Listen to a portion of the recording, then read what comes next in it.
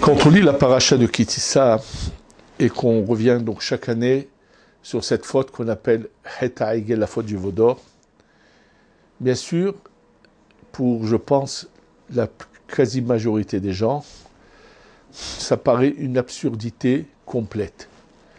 Comment des gens ont pu faire une telle idolâtrie? Comment pouvaient-ils croire en un objet en or, même qu'on lui a mis dans la bouche le Shema Meforash et qu'il a dit Anochi Hashem Elokecha etc. Quoi qu'il en soit, vous savez, aujourd'hui, il y a des émissions où il y a des gens qui font des trucs qui paraissent vraiment de la magie. Ça va impressionner les gens, c'est évident, mais personne n'a jamais décidé de faire de ce magicien une divinité. Et pourtant, croyez-moi qu'il y a des choses qui paraissent vraiment plus que incroyables. Donc comment comprendre cela? En fait, la question sera encore plus grande et on va comme trouver une réponse à cela. C'est par rapport à ce que l'Agmara ramène dans le traité de Sanhedrin, page 102, au deuxième versant. Là-bas, l'Agmara parle de ces rois qui ont justement fait de l'idolâtrie et quels sont leurs statuts. L'Agmara dit que Ravashi, quand il étudiait le sujet de ces rois, comme Yerovram ben Nevat, Ménaché, tous ceux qui ont mal agi, il a dit à ses élèves, demain, on va parler de nos amis. Comme ça, il les a qualifiés à ces rois. Le même soir, dans son rêve, le roi Ménaché lui apparaît en rêve. Et le roi Ménaché lui dit, Havercha vechavere de avur karitlan, ton ami, l'ami de ton père, tu m'appelles, tu nous as appelés. C'est-à-dire, tu me considères comme ton égal.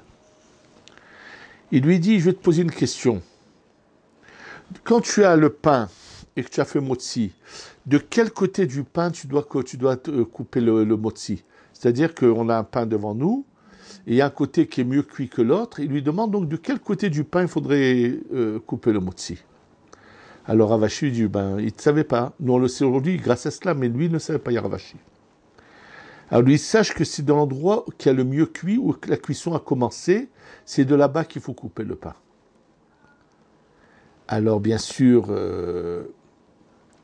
alors il dit, tu le sais pas, et tu nous appelles tes amis. Alors il lui répond, demain, je vais enseigner cela en ton nom. Et il lui pose la question, il lui dit, mais dis-moi, si vous étiez tellement sage, tellement grand, comment vous avez pu faire de l'idolâtrie? C'est-à-dire que Ravashi se pose la question que je vous ai posée. Comment des gens aussi intelligents que vous, des gens aussi versés en Torah que vous, ont pu faire de l'idolâtrie? Qu'est-ce qu'il lui répond, Ménaché? Si tu avais été à mon époque, tu aurais pris le pan de ma tunique et tu aurais couru derrière moi. Si tu avais été à mon époque, tu aurais pris le pan de ma tunique, tu aurais couru derrière moi. C'est-à-dire, ne nous juge pas, tu aurais été pire que moi dans l'idolâtrie. Donc le lendemain, quand Ravashi veut parler de ces trois rois, il va dire, on va parler de nos rabbanim. On va parler de nos rabbanim. Bon, ça reste toujours quand même une énigme. Pourquoi, si Ravashi avait été à l'époque de Ménaché, aurait-il cherché à faire de l'idolâtrie? Qu'est-ce qui l'aurait poussé à faire de l'idolâtrie? Pourquoi? Qu'est-ce qui pouvait tellement les attirer? Alors, la réponse, en fait, se trouve dans la Gemara, dans Masechet Yoma, dans le traité de Yoma.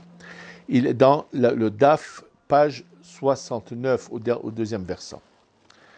En fait, l'Agmara nous raconte un événement qui s'est passé au début du deuxième temple, à l'époque des derniers prophètes, dont le prophète Zecharia, puisque à ce moment-là vont se finir les derniers prophètes. C'est l'époque de Shimon HaTzadik, qui fait partie des Anshe Knesset HaGedolah. Il faut savoir que au début du deuxième temple, donc parmi les membres de Anshe Knesset HaGedolah, il y a entre autres Mordechai, celui qui est dans l'exil babylonien, qui va donc revenir en Eretz Israël, va faire partie d'Anshe Knesset HaGedolah. Et d'ailleurs, quelque chose d'intéressant, en ce moment, on publie qu'en Iran, il y a un emplacement qui s'appelle la tombe de Mordechai et Esther. Et je suis assez sceptique là-dessus, puisque Mordechai est revenu en Eretz Israël. Il y a Tosfot, par exemple, dans Masechet Menachot, où il est mentionné quelqu'un qui leur a répondu où se trouvait de la moisson pour le Homer et ainsi de suite. Et là-bas, on parle de Mordechai, et Tosfot dit qu'il s'agit de ce Mordechai qui est l'auteur du miracle de Purim. Et comme il est également membre des Anshe Knesset HaGedolah qui ont écrit les textes de la Tfila, il semble bien qu'il soit revenu en Eretz Israël, donc ça paraît un peu surprenant qu'il soit enterré en Iran s'il est revenu en Eretz Israël. Bon, c'est juste une parenthèse. En tous les cas, à cette époque-là, la Gemara dit que un jour, le Bnei Israël qui était proche d'Hachem, apparemment se sont rassemblés à un rassemblement et ils ont poussé une sorte de cri au ciel. Leur cri était le suivant: cette idolâtrie a provoqué la destruction du premier temple. C'est-à-dire qu'ils vont se plaindre du Yetzer Hara de l'idolâtrie, et il va se passer un miracle, c'est qu'ils vont être écoutés, ils vont voir comme un feu sortir du temple, du Kodesh HaKodashim. Ça veut dire qu'on leur a donné la possibilité de pratiquement de détruire ce Yetzer Hara, ce mauvais penchant de l'idolâtrie. Bien sûr, c'est une explication. La Gemara de continuer de dire que quand ils ont vu cette réussite, ils ont voulu faire la même chose avec le mauvais penchant de l'adultère. Et là, il les a prévenus. Il leur a dit: si vous me détruisez, il n'y aura plus d'enfants qui naîtront au monde. Plus aucun homme ne voudra s'accoupler à une femme, n'aura pas du tout envie de s'approcher d'elle. Et vous avez besoin de moi pour l'existence du monde. Et donc ils l'ont affaibli pour qu'un homme normal n'ait plus d'attirance vers sa fille, vers sa sœur, vers sa mère, vers les toutes proches qui sont proches de lui. Vous allez me dire, mais pourtant il existe des individus sur Terre qui font malheureusement, qui ont cette immoralité. Ces gens qui ont cette immoralité, ils ont cherché le mal. C'est pas que le mal est venu vers eux et les a poussés à faire quelque chose, parce que ce mal qui existait, qui était une force qui attirait les gens vers cela, a été anéanti. De ne pas avoir d'attirance vers sa sœur, vers sa fille, vers sa mère. Et ceux qui le font quand même, c'est que eux sont à la recherche du mal. Ce n'est pas que c'est le mauvais penchant qui les a poussés. Bon, tout ça nécessite bien sûr explication. D'abord, Ménaché, lorsqu'il lui demande de quel côté on coupe le pain, qui est la partie qui a cuit en premier, le Ben Ishraï nous explique qu'il a voulu lui dire que les âmes des générations d'avant étaient bien plus élevées que sa génération à lui. C'est-à-dire, comment toi, Ravashi, tu peux parler avec dédain de générations antérieures à toi qui étaient de grands érudits en Torah, et ce sont des âmes bien plus élevées. Comment qu'ont-ils fauté? Ce qu'il faut savoir, c'est que depuis la création du monde, jusqu'à cette période qui est le début du deuxième temple, où on va anéantir ce Yetzer Hara de l'idolâtrie, il était quelque chose c'était évident pour n'importe quel individu qu'il faut chercher qui est le maître du monde, une divinité. C'est-à-dire que jusqu'à cette époque du début du deuxième temple, il est évident qu'il y a eu des chercheurs qui ont trouvé beaucoup d'astuces qui pouvaient rendre la vie plus agréable. Et pourtant, on ne voit pas que l'émancipation du monde, le développement, la modernisation du monde n'existe pas. Tout simplement que ça n'intéressait pas les gens. Celui qui venait sur une place publique et qui aurait parlé de divinité, ça attirait tout le monde. Pourquoi ? Les gens étaient confrontés à une contradiction. D'un côté,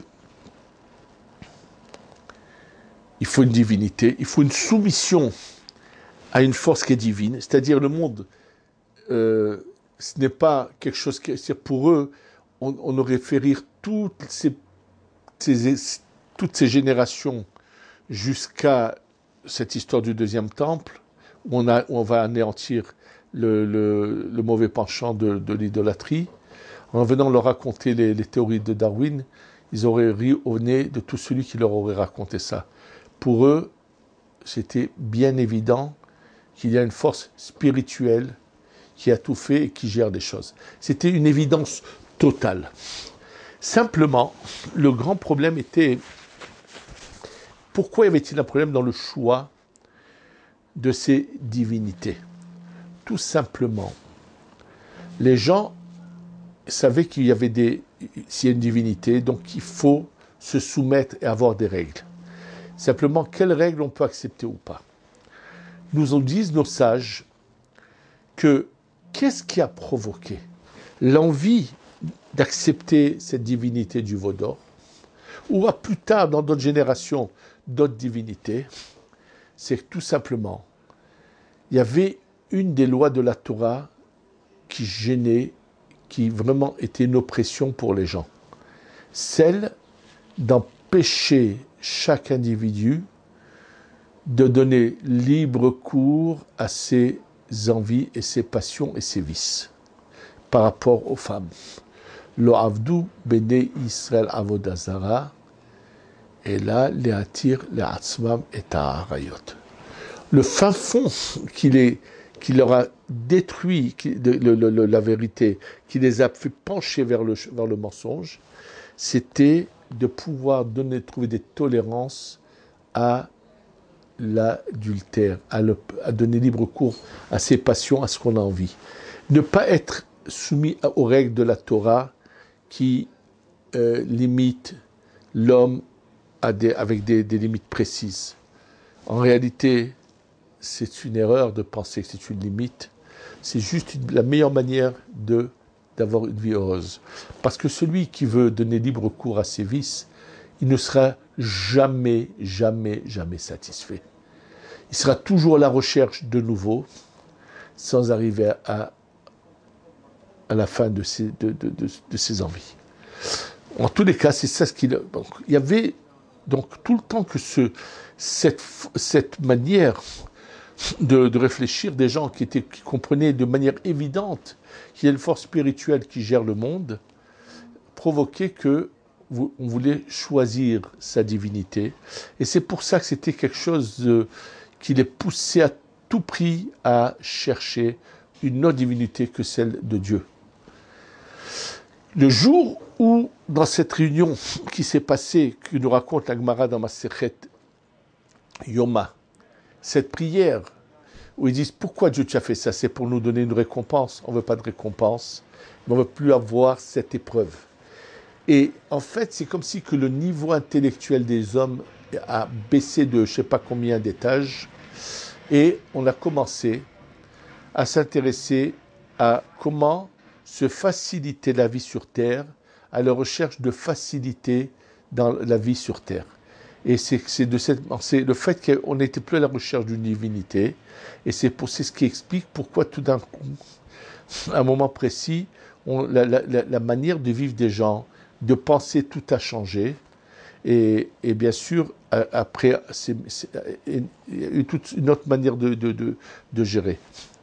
Le problème n'a pas été pour autant résolu, puisque ce qui a provoqué la cause de la recherche de divinité fausse était pour se tolérer des choses. Plus tard, les gens qui ont voulu se tolérer des choses ont inventé l'athéisme, ont inventé toutes sortes de bêtises. La Torah, elle était donnée à un moment donné, plus aujourd'hui. Bon, ils ont toutes sortes d'idées qui ne tiennent pas la route. Maintenant, ce qu'il en ressort de tout ça, c'est que à un moment précis, toute la manière de réfléchir des hommes a complètement changé. Et c'est ce qui explique, sinon on ne pourra jamais comprendre. On peut pas, même qu'on le sait maintenant, mais on ne comprend pas, puisque comme on n'a pas ce besoin de recherche de divinité, donc ça reste quand même une explication, mais juste une explication sans pouvoir comprendre, sentir, puisqu'on n'est pas dans leur manière de vivre. Et c'est pour ça que Ménaché dit à Ravashi, toi tu viens après la destruction du Yetzerara, du mauvais penchant, de l'idolâtrie. Mais si tu avais été à mon époque, tu aurais pris le pan de mon vêtement et tu aurais couru derrière moi. Donc on ne peut pas être étonné de ce qui s'est passé dans cette faute du veau d'or. Il ne faut quand même pas oublier que ceux qui ont fait ce veau d'or, ça a commencé par le Erev Rav. Le Erev Rav, ce sont ces Égyptiens qui ont été impressionnés du judaïsme de Moshe Rabbeinu, ainsi de suite, qui sont sortis, mais il y a encore en eux, le mal est encore présent. Et ils se disent, ils cherchent quelque chose qui se rapproche de la divinité de Dieu, mais qui soit en fait un peu un ressemblant, mais où eux auraient le dessus. En fait, ils savaient très bien, pertinemment, que s'ils avaient réussi dans leur entreprise, dans cette histoire de veau d'or, ça allait provoquer la destruction du monde. Et ils le voulaient. Comment? Oui, ils le voulaient parce que ils avaient une connaissance très très profonde de leur source, de leurs âmes. Ils savaient ce qui s'était passé avant ce qu'on appelle la création des 6 jours du monde, cette période antérieure où c'est le mal qui domine. Et là, ils sont en train d'assister à la reprise du pouvoir par le bon, la sainteté. Et ils ont une sorte c'est comme ce soulard qui s'est corrigé, qui a changé d'attitude, qui commence à faire attention. Mais quand il se rappelle des moments où il se donnait à la boisson, il a des fois du regret. Il aurait des fois voulu revenir un peu en arrière à cette période-là où il est soulard. Et oui, malheureusement, c'est des fois, bien qu'il comprend que c'est pas bien, c'est comme ceux qui les drogués, qui savent très bien pertinemment que ça leur fait du mal, mais ils ont des fois des moments de vouloir revenir à ce mal en arrière, une sorte de languissement de quelque chose qui est négatif. C'est un peu dans cette même optique que ce Erev Rav va faire ce veau d'or, va essayer de faire de nouveau revenir le monde en arrière à une période qui leur convenait tout à fait, où c'est le mal qui domine complètement. Et donc c'est un peu aussi dans cette idée-là qu'il faut se voir cette recherche constante pendant des générations de divinités étrangères à celle d'Hachem, qui a provoqué bien sûr la destruction du premier temple, et ainsi de suite. Et pourtant, n'oublions pas une chose qui est très importante, c'est que le premier temple qui a été malheureusement, à cause de l'idolâtrie, après 70 ans d'exil, le temple a été reconstruit. Par contre, le deuxième temple qui a été détruit à cause de la médisance, à cause de la haine gratuite qu'il y a entre les individus, n'a toujours pas été reconstruit. Et n'oublions pas cette phrase de Esther, qui, lorsqu'elle veut annuler le mauvais décret, qui va dire l'Erkenos et Kol HaYehudim, va rassembler le peuple d'Israël. Explique-leur que s'ils sont unis, tout ira bien. C'est un moment où on devrait beaucoup en parler. Malheureusement, en Israël, nous sommes dans une période préélectorale et c'est triste de voir cette désunion, ce combat qui se passe entre les différents partis, que chacun exprime ses opinions et qu'il exprime que lui pense être le meilleur pour faire du bien, tant mieux. Mais pourquoi ce besoin de dénigrer les autres? Chose qui n'est nullement tolérée par la Torah. Chacun peut mettre en évidence que ce qu'il pense faire est le meilleur, mais personne, quel que soit son rang, n'a le droit de dénigrer qui que ce soit. Et ça, c'est un enseignement qu'on devrait, c'est une sorte de veau d'or aussi, qu'on devrait tous se rappeler, que la Torah ne permet à personne, quel que soit son rang, de dénigrer qui que ce soit. Et c'est des choses que nous devons nous rappeler et mettre en application et éviter se lier à tous ceux qui dénigrent qui que ce soit.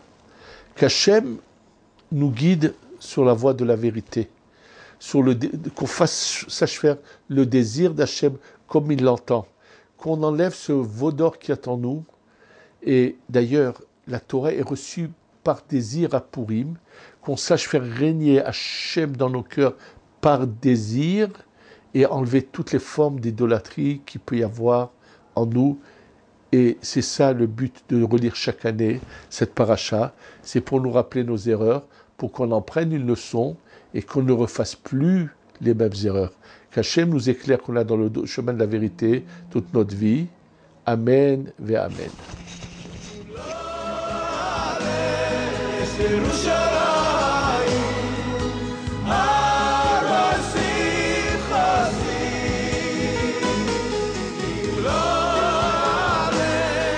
Jerusalem.